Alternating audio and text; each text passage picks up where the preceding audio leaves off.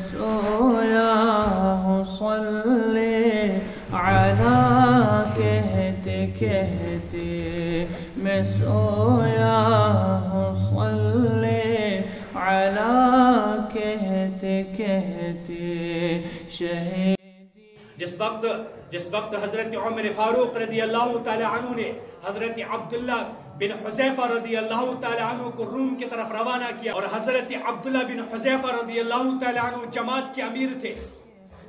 یہ جماعت روم کی طرف روانہ ہو گئی، اور پوری جماعت جب یہ روم پہنچی تو ان کو قید کر دیا گیا، اور اس پوری جماعت کو جب قید کر دیا گیا تو بادشاہ نے کہا کہ ان کو میرے پاس لاؤ۔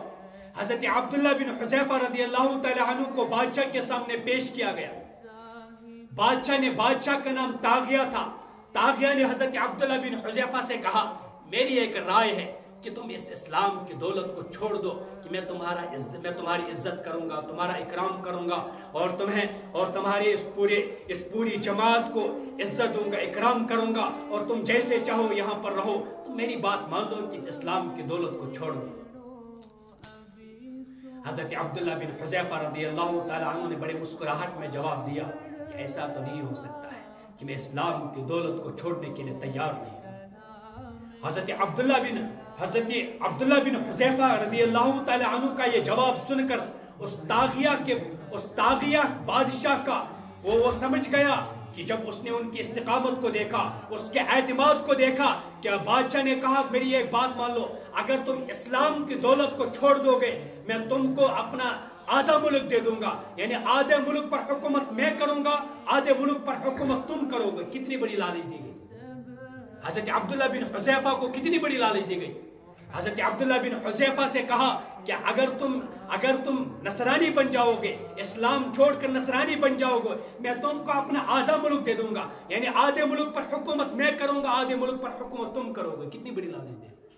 آج تو کشمیر کا مسلمان چند پاؤنڈ کے لیے اپنے ایمان کو بیچنے کے لیے تیار ہو جاتا ہے، چند پاؤنڈ کے لیے اپنے ایمان کو بیچنے کے لیے تیار ہو جاتا ہے، لیکن حضرت عبداللہ بن حذیفہ سے کہا کہ میں تم کا اپنا سارا حضرت عبداللہ بن حذیفہ نے کہا لو آتیتنی جمیع ما تملک و جمیع ما ملکت العرب صلی اللہ علیہ وسلم طرفت عین فقط، اگر تم مجھے اپنے سارا مال بھی دے دے، عرب ممالک بھی دے دے، تب بھی میں اس کے بدلے میں پل جھپکنے کی جتنی مدت ہوتی ہے اتنی دیر کے لیے بھی حضرت محمد مصطفیٰ صلی اللہ علیہ وسلم والا دین چھوڑنے کو تیار نہیں۔ حضرت عبداللہ بن حذیفہ کا یہ جواب سن کر بادشاہ نے حکم دیا کہ اس کو سولی پہ چڑھایا جائے، اور اس کے سامنے ایسے تیر چلایا جائے جس سے یہ خوف زدہ ہو جائے، اس کے اندر ڈر پیدا ہو، اس کے اندر خوف پیدا ہو۔ چونکہ اس کو سولی پہ چڑھایا گیا، اس کے سامنے سے تیر چلائے گئے، بلکہ روایتوں کے اندر آتا ہے کہ اس کے ٹانگوں کے بیچ میں سے تیر چلائے گئے تاکہ اس کے اندر خوف پیدا ہو، اس کے اندر ڈر پیدا ہو، تاکہ اسلام کی دولت کو چھوڑنے کے لیے تیار ہو جائے۔ لیکن حضرت عبداللہ بن حذیفہ رضی اللہ تعالیٰ عنہ نے کہا کہ میں اسلام کی دولت کو چھوڑنے کے لیے تیار نہیں۔ ادھر سے سپاہی اس کو نصرانیت پیش کرتے رہے، ادھر سے وہاں سے حضرت عبداللہ بن حذیفہ رضی اللہ تعالیٰ عنہ انکار کرتے رہے۔ اس کے بعد بادشاہ نے کہا، بادشاہ نے ایک دیگ منگوائی، اس طاغیہ بادشاہ نے ایک دیگ منگوائی جس میں تیل ڈالا گیا، نیچے سے آگ جلائی گئی۔ جب وہ تیل بالکل کھولنے لگا، گرم ہونے لگا، کہ ایک بادشاہ نے حکم دیا کہ ایک مسلمان کو زندہ ہی اس کے اندر ڈال دیا گیا۔ یہ خوفناک منظر حضرت عبداللہ بن حذیفہ رضی اللہ تعالی عنہ کو دکھا کر، تاکہ اس کے اندر خوف پیدا ہو، اس کے اندر ڈر پیدا ہو، ان کے سامنے اس مسلمان کو اس تیل کے اندر ڈالا گیا، وہ اس کو تیل کے اندر ڈالا گیا، مچھلی کی طرح وہ بھونا گیا، لیکن تاکہ اس کے اندر خوف پیدا ہو، ڈر پیدا ہو۔ لیکن حضرت عبداللہ بن حذیفہ رضی اللہ تعالی عنہ کے سامنے پھر نصرانیت کو پیش کیا، انہوں نے پھر انکار کیا۔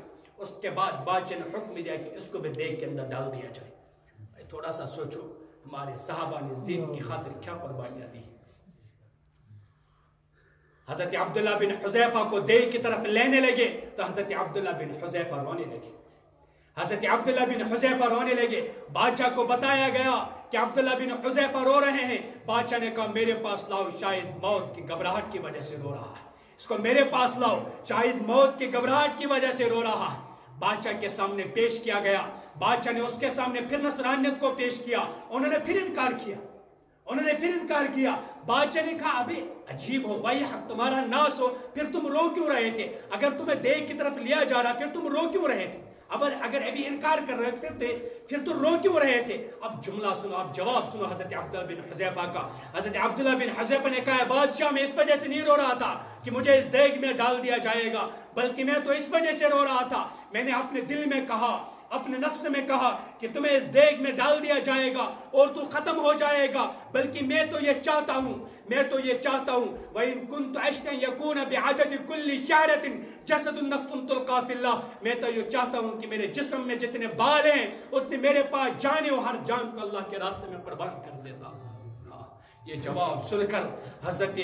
जवाब सुनकर उस बादशाह तागिया का दिल मूम हो गया, पत्थर दिल नरम हो गया। उसने हजरत अब्दुल्लाह बिन हुज़ैफा से कहा कि मेरी एक राय है, अच्छा तुम एक काम करो, मेरे सर का बोझा ले लो, मैं तुमको और तुम्हारे साथियों को छोड़ दूंगा। हजरत अब्दुल्लाह बिन हुज़ैफा ने कहा अच्छा तुम मेरे साथियों को छोड़ दोगे? अब बादशाह ने कहा मैं तुमको और तुम्हारे साथियों को छोड़ दूंगा। हजरत अब्दुल्लाह बिन हुज़ैफा ने बादशाह के सर का बोझा ले लिया। बादशाह ने उनके हजरत अब्दुल्लाह बिन हुज़ैफा और उन तमाम साथियों को छोड़ दिया। अब ये जमात जब वापस पहुंची हजरत उमर रदी अल्लाह तआला अन्हु के पास, हजरत उमर रदी अल्लाह तआला अन्हु ने जमात से कारगुजारी ली। हाँ बताओ, जो जमात रूम गई थी वो आकर कारगुजारी सुना ले। ये जो हमारे तबलीग वाले कारगुजारी सुनते हैं, ये कोई यूं ही नहीं आया है ये कारगुजारी सुनना। इससे क्या होता था, पता चलता था कि फलानी इलाके में कितना काम हो रहा है, फलानी इलाके में कितना काम हो रहा है, फलानी इलाके में कितना काम हो रहा है। हजरत उमर रज़ी अल्लाह तआला अन्हु ने पूरी जमात की कारगुजारी सुनी, हजरत अब्दुल्लाह बिन हुज़ैफा रज़ी अल्लाह तआला अन्हु ने पूरी कारगुजारी सुनाई और हजरत उमर रज़ी अल्लाह तआला अन्हु बहुत खुश हुए, मसरूरुन जिद्दा, बहुत खुश हुए हजरत उमर रज़ी अल्लाह तआला अन्हु।